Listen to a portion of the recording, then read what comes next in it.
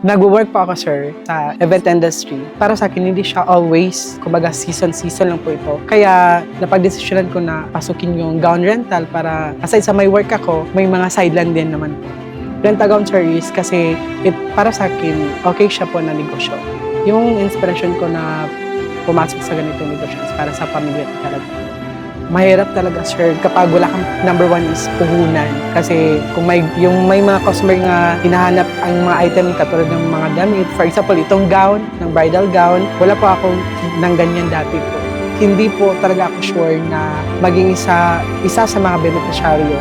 Nandun ako sa point na ay parang hindi talaga ito matuloy kasi hindi sure na maging parte ako nung na-approve na kami yung mga final na beneficiary ng magnegosyo taday. So very happy po. Malaking tulong na din yung 15K, sir. Kasi yung first gusto ko yung magkaroon ng sewing machine, tapos yung mga storage packs na need talaga for my rental gown para hindi yun madali madumihan yung mga damit. Tapos also yung mannequin, hangers, lahat ng mga gusto ko, yung mga gowns for bridal gown, yung mga suit, yun. Ang laki talagang tulong ng magnegosyo para sa akin. So far, level up na. Hopefully, mas bubong pa sana.